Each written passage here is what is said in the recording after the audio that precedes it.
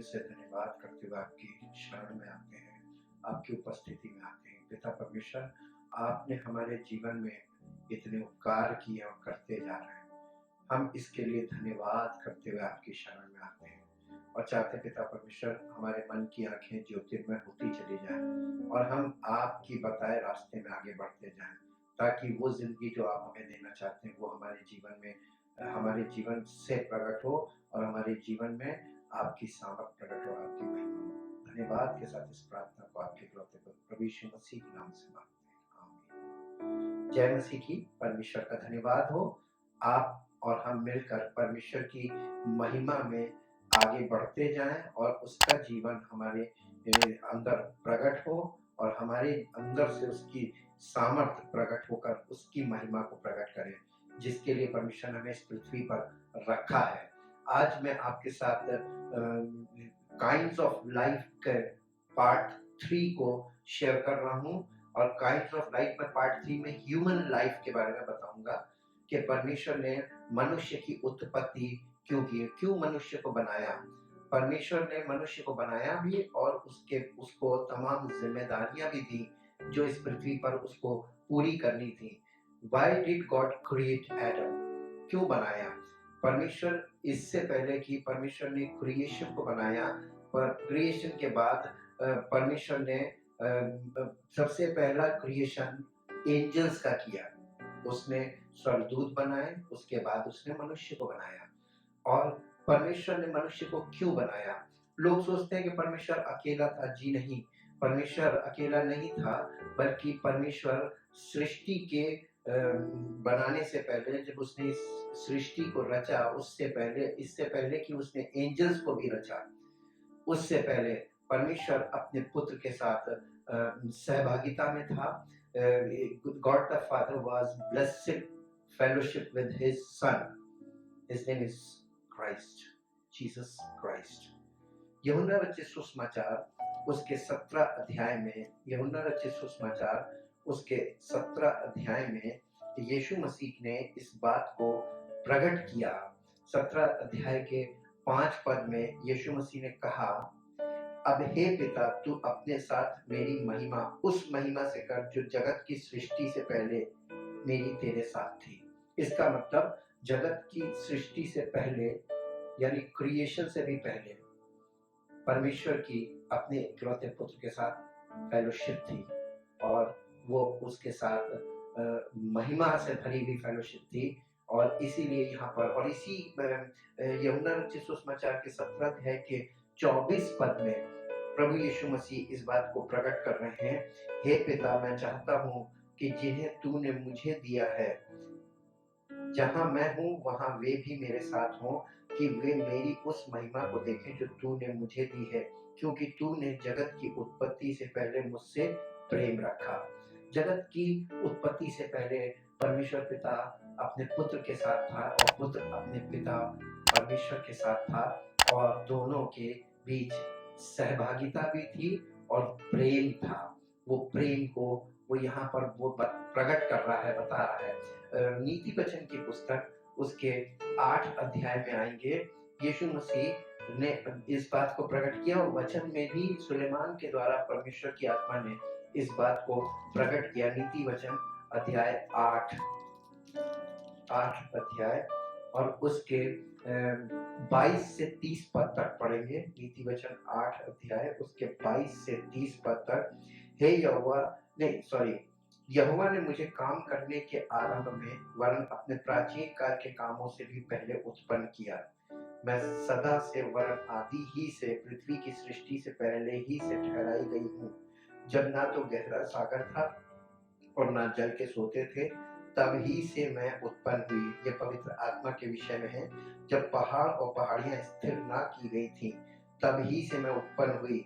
जब यहोवा ने ना तो पृथ्वी और मैदान न जगत की धूलि के परमाणु बनाए थे, इनसे पहले मैं उत्पन्न हुई। जब उसने आकाश को स्थिर किया, तब मैं वहां थी। जब उसने गहरे सागर के ऊपर आकाश मंडल ठहराया, जब उसने आकाश मंडल को ऊपर से स्थिर किया और गहरे सागर के सोते फूटने लगे, जब उसने समुद्र की सीमा ठहराई कि जल उसकी आज्ञा का उल्लंघन ना कर सके, और जब वो पृथ्वी की नींव की डोरी लगाता था, तब मैं कारीगर से उसके पास थी और प्रतिदिन मैं उसकी प्रसन्नता थी और हर समय उसके सामने आनंदित रहती थी। मैं उसकी बसाई हुई पृथ्वी से प्रसन्न थी और मेरा सुख मनुष्यों की संगति से होता था। ये बात यहाँ पर पहले से लिखी हुई है। परमेश्वर के पास परमेश्वर पिता, परमेश्वर पुत्र, पवित्र आत्मा, ये तीनों आपस में इन ट्यून थे और ये तीनों आपस में फेलोशिप करते थे। ये परमेश्वर की सहभागिता थी सृष्टि से पहले।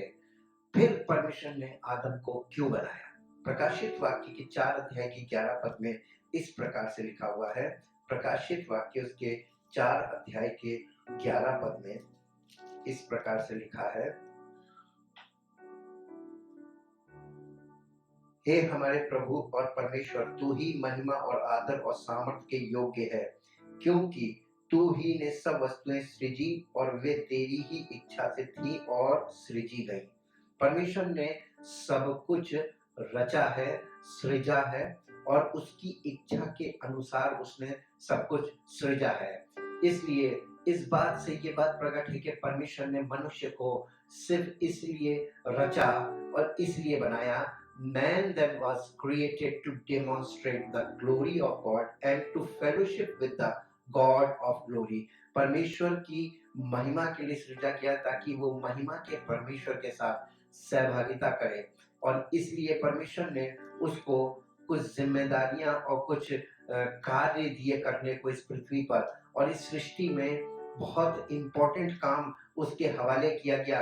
उत्पत्ति उसका पहला अध्याय और उसके 26 पद में परमेश्वर के वचन में ये बातें दर्ज हैं। उत्पत्ति उसका पहला अध्याय और उसके 26वें पद में, अध्याय 1 और उसका 26 पद। फिर परमेश्वर ने कहा, हम मनुष्य को अपने स्वरूप के अनुसार अपनी समानता में बनाएं और वे समुद्र की मछलियों और आकाश के पक्षियों और घरेलू पशुओं, सारी पृथ्वी पर और सब रेंगने वाले जंतुओं पर जो पृथ्वी पर रेंगते हैं अधिकार रखे। परमेश्वर ने मनुष्य के जिम्मे बहुत बड़ी जिम्मेदारी दी थी कि सब चीजों पर अधिकार रखे और उनका ख्याल रखे। इब्रानियों की पत्री 2 अध्याय उसके 5 से 8 पद में इस प्रकार से लिखा हुआ है। इब्रानियों की पत्री 5 अध्याय इब्रानियों की पत्री 2 अध्याय और उसके 5 से 8 पद में इस प्रकार से लिखा हुआ है। 2 अध्याय का 5 से, उसने उस आने वाले जगत को जिसकी चर्चा हम कर रहे हैं स्वर्गदूतों के अधीन ना किया, वरन किसी ने कहीं ये गवाही दी है, मनुष्य क्या है कि तू उसकी सुधि लेता है, या मनुष्य का पुत्र क्या है कि तू उसकी चिंता करता है। तूने उसे स्वर्गदूतों से कुछ ही कम किया। तूने उस पर महिमा और आदर का मुकुट रखा और उसे अपने हाथों के कामों पर अधिकार दिया। तूने सब कुछ उसके पांव के नीचे कर दिया। इसलिए जबकि उसने सब कुछ उसके अधीन कर दिया, तो उसने कुछ भी रख ना छोड़ा जो उसके अधीन ना हो। पर हम अब तक सब कुछ उसके अधीन नहीं देखते, पर हम यीशु को, जो स्वर्गदूतों से कुछ ही कम किया गया था, मृत्यु का दुख उठाने के कारण महिमा और आदर का मुकुट पहने हुए देखते हैं, ताकि परमेश्वर के अनुग्रह से वो हर एक मनुष्य के लिए मृत्यु का स्वाद चखे। यहाँ पे परमेश्वर यीशु अपने इकलौते पुत्र के महिमा के विषय में कह रहा है और ये बता रहा है कि परमेश्वर ने मनुष्य को क्यों रचा था, क्योंकि उसको अपने पुत्र को मनुष्य के स्वरूप में लाना था और उसको वो सारे अधिकार में सौंपने थे। इसलिए उत्पत्ति 2 अध्याय 15 पद में जो पहला आदम था, पहले आदम की जिम्मेदारियां जहां पर उसने गलतियां की, जो गलतियां कर गया वो उसको पूरा करने के लिए परमेश्वर ने अपने पुत्र को इस संसार में भेजा। उत्पत्ति 2 अध्याय के 15 पद में, तब यहोवा परमेश्वर ने आदम को लेकर अदन की वाटिका में रख दिया कि वो उसमें काम करे और उसकी रक्षा करे।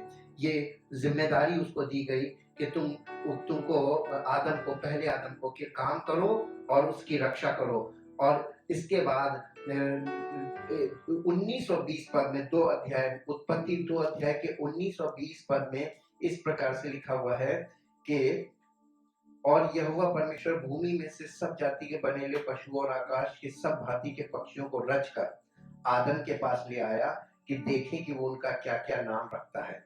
और जिस-जिस जीवित प्राणी का जो-जो नाम आदम ने रखा, वही उसका नाम हो गया। आज तक वही नाम है, क्योंकि आदम ने नाम रखा। अगर मैं सवाल करना चाहूँ तो मैं ये पूछ सकता हूँ, आदम किसी स्कूल नहीं गया, वो कोई पढ़ा-लिखा नहीं था, तो उसने नाम कैसे रखे? और जो नाम रखे, वो नाम आज तक वही नाम है, क्योंकि 20 पद में लिखा आता, आदम ने सब जाति के घरेलू पशुओं और आकाश के पक्षियों और सब जाति के बने हुए पशुओं के नाम रखे, परंतु आदम के लिए कोई ऐसा सहायक न मिला जो उससे मेल खा सके। यहाँ पर आदम ने वो सब जानवरों के नाम रखे। 2 अध्याय 24 पद, उत्पत्ति 2 अध्याय 24 पद में इस प्रकार से लिखा हुआ है, इस कारण पुरुष अपने माता-पिता को छोड़कर अपनी पत्नी से मिला रहेगा और वे एक ही तन बने रहेंगे। ज़िम्मेदारी दे दी परमेश्वर ने। आदम को अकेला रहना अच्छा नहीं, उसके लिए उसने सहायक बनाया, एक उसका लाइफ पार्टनर बनाया, जिसे पत्नी कहते हैं या हवा कहते हैं। हवा उसकी पत्नी थी और उसको परमेश्वर ने ज़िम्मेदारी दी आदम को कि उसकी उसकी रखवाली करे, उसके साथ रहे और उसकी देखभाल करे।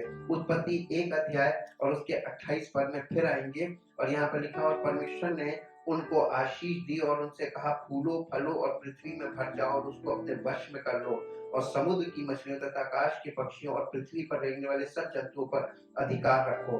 परमेश्वर ने उसको वनस्पति पर देखभाल करने के लिए और उसमें काम करने के लिए उसको बोला, और उसने सब जाति के सब बने हुए पशुओं को, सब प्रकार के जीव जंतुओं को अधिकार रखने के लिए बोला, उनकी भी देखभाल करने के लिए बोला। यानी सारी सृष्टि पर उसको एक केयर टेकर की तरह रखा कि वो इन सब चीजों की देखभाल करे। ये परमेश्वर ने उसे दी है, और परमेश्वर की दी हुई चीजों को समझकर कि परमेश्वर ने दी है, इन चीजों को हमें रखना है अच्छे से, ताकि ये चीजें मल्टीप्लाई करें और अच्छी तरीके से। अगर आदम इन सब बातों में सिद्ध होता और सही तरीके से करता, तो आज जो दशा हो गई है वो ना होती। आज इस सब चीजों का, जंगलों को काट काट कर खत्म किया जा रहा है, और जो ऑक्सीजन के जनरेटर्स हैं जिससे ऑक्सीजन पैदा होती है, ऑक्सीजन की कमी हो रही पृथ्वी पर, जीवन से हम मृत्यु की ओर बढ़ रहे हैं। विनाश का स्पष्ट चिन्ह हम देख रहे हैं कि जिन जिन चीजों पर अधिकार दिया गया था कि उनको संभालना है, उनको संभालने के बजाय उनको बर्बाद करने लगे। आदम के जाति से ये चीजें बर्बाद हो रही हैं, जानवरों के साथ भी बुरा बर्ताव हो रहा है, और सब चीजों पर आदम अपनी इच्छा, अपनी योजना के अनुसार चल रहा है, और सेल्फिशनेस में वो इन चीजों को बर्बाद करता चला जा रहा है, जिसके कारण आज सृष्टि की हालत बुरी हो गई है। उत्पत्ति 2 अध्याय के 16 और 17 पद में इस प्रकार से लिखा हुआ है। उत्पत्ति 2 अध्याय उसके 16 और 17 पद में यहाँ पर लिखा हुआ है, और यहोवा परमेश्वर ने आदम को ये आज्ञा दी, तू वाटिका के सब वृक्षों का फल बिना खटके खा सकता है, पर भले या बुरे के ज्ञान का जो वृक्ष है उसका फल तू कभी ना खाना, क्योंकि जिस दिन तू उसका फल खाएगा उसी दिन अवश्य मर जाएगा। परमेश्वर ने उसको सब कुछ छूट दी थी, केवल एक आज्ञा दी थी कि इस पेड़ का फल मत खाना, और आदम ने वही गलती की, जो परमेश्वर ने जिस चीज के लिए मना किया था वही काम किया, और जिसके कारण अब सृष्टि में 3 बातें हुई हैं। आज मैं उन 3 बातों का वर्णन करूंगा। जनरेशन का मतलब बिगिनिंग ऑफ क्रिएशन, डीजनरेशन का मतलब beginning of creation in fallen state. आदम ने जब फल खा लिया तो बिगिनिंग ऑफ क्रिएशन में एक और गलती आ गई। आदम को जो जिम्मेदारी दी गई थी सृष्टि पर, और सारे वनस्पति को संभालना था, सारे जीव जंतुओं को संभालना था, सब चीजों की रखवाली करनी थी, सब चीजों को की देखभाल करनी थी, जो बड़ी जिम्मेदारी मिली हुई थी इस क्रिएशन की, उसमें वो फेल हो गया, क्योंकि वो फॉलन स्टेज में चला गया। और जो सृष्टि की शुरुआत है वो फॉलन स्टेट के मनुष्य के द्वारा हुई, और आज हम और आप जो समस्त मानव जाति है, जो एडमिक रेस से आ रहे हैं, हम फॉलन स्टेट में हैं, इसलिए हम सेल्फिशनेस से भरे हुए हैं, और हमें इसके अलावा और कुछ समझ में नहीं आता। सिर्फ मुझे मिलना चाहिए, मेरे को मिलना चाहिए, मेरा होना चाहिए, किसी को मिले या न मिले, और स्वार्थ से ऐसे भर गए कि हम अपने देश को, अपनी मातृभूमि को, अपनी चीजों को ऐसे वो करते हैं कि लोगों से छीन लेना, लोगों से उन चीज़ों को बर्बाद करना, जैसे पानी को लोग बोरिंग करा लेते हैं, पानी का वेस्टेज करते हैं और ज़रूरत से ज़्यादा उसको खर्च करते हैं। ये नहीं सोचते हैं कि पानी की जो सोर्स हैं, रिजर्वायर्स हैं, जो वो लिमिट में हैं, वो सबके लिए हैं। हमें इस ऐसा ख्याल करके चलना चाहिए कि हम कुछ कर रहे हैं, उससे बहुत से लोगों को नुकसान ना पहुँचे,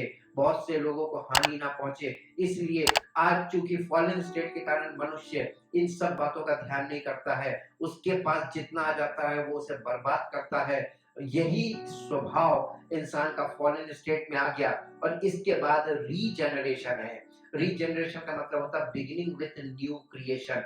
प्रभु यीशु मसीह के द्वारा परमेश्वर ने नए नियम में न्यू क्रिएशन की शुरुआत की और ये न्यू क्रिएशन परमेश्वर के पुत्र के द्वारा उस अंतिम आदम के द्वारा ये शुरुआत होनी है, ताकि ये सृष्टि जो अब नष्ट होने जा रही है, परमेश्वर के पुत्रों के प्रकट होने की बाट जो हो रही है, ताकि परमेश्वर के पुत्र यानी regeneration beginning with new creation वाले लोग खड़े हों और इन सब गलत कामों के लिए और इन सब चीजों के लिए जिम्मेदारी लें और इसे फिर से परमेश्वर की आत्मा की सामर्थ्य में होकर फिर से सही स्वभाव में आए। जैसे ही मनुष्य सही संबंध और सही स्वभाव में परमेश्वर के साथ आ जाएगा, परमेश्वर का अनुग्रह फिर काम करेगा।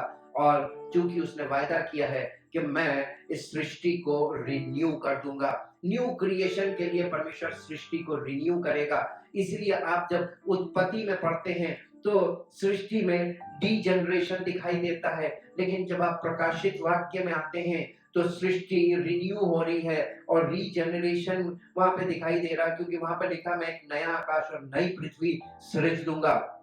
सब बातें नई हो जाएंगी और सब चीजों को वो रिन्यू कर देगा। तो उत्पत्ति में जिन चीजों को जहां पे दिखाया डीजनरेशन, उन्हीं चीजों का रीजनरेशन प्रकाशित वाक्य में देखने को मिलता है। इसके अगले पार्ट में मैं आपको इसके आगे की बात शेयर करूंगा। ये लाइफ वाला जो पार्ट है, ये अभी पार्ट्स चलते रहेंगे ताकि आपको पार्ट पार्ट करके ये बात समझ में आए कि मनुष्य के स्वभाव के बिगड़ जाने से या उसके नैतिक पतन हो जाने से, उसकी स्पिरिचुअली डेड हो जाने से आज सारी सृष्टि मुसीबत में पड़ी हुई है और आने वाली जनरेशन्स के लिए बहुत कुछ नुकसान की चीजें दिखाई दे रही है और विनाश के स्पष्ट चिन्ह हमें दिखाई देने लगे हैं। और परमेश्वर ये चाहता है कि मनुष्य अब भी जाग जाए और परमेश्वर अपने सृष्टिकर्ता की दी हुई जिम्मेदारियों को समझे और उसके बताए हुए मार्ग पर चले और उसने जो सहायक हमें दिया है पवित्र आत्मा, उसके अनुसार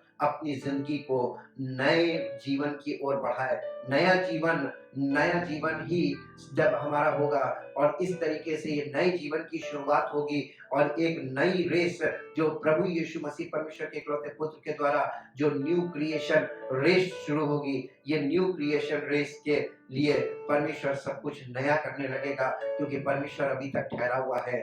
आज हमारे और आपके पास वक्त है कि हम दुनिया में सारी जिम्मेदारियों को पूरा करते हुए परमेश्वर के साथ संबंध बनाकर चल सकते हैं, परमेश्वर के साथ अपना व्यक्तिगत रिलेशन मजबूत कर सकते हैं। जब हम सब चीजों के लिए समय निकालते हैं तो हम परमेश्वर के लिए भी समय निकाल सकते हैं, और जब आप परमेश्वर के लिए समय निकालेंगे तो परमेश्वर भी आपके लिए हमेशा अवेलेबल रहेगा।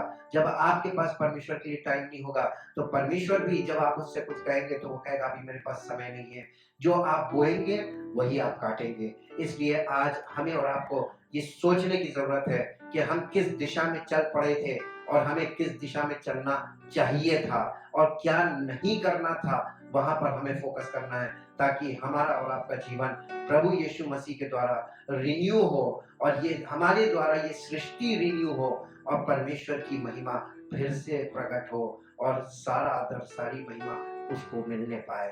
धन्यवाद के साथ हम परमेश्वर के सामने जाते हैं। पिता परमेश्वर, आपका धन्यवाद करते हैं। आपके वचनों से हमें समझ मिलती है कि हमें क्या नहीं करना था, जो हम करते चले आए।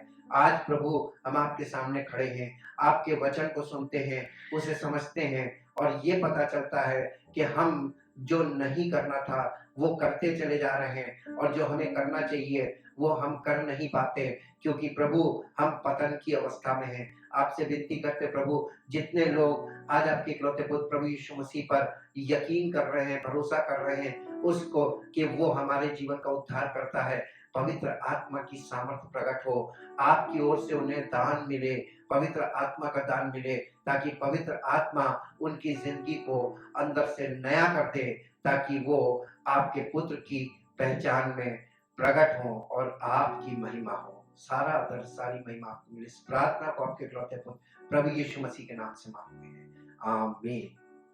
जय मसीह की। परमेश्वर आपको आशीष दे।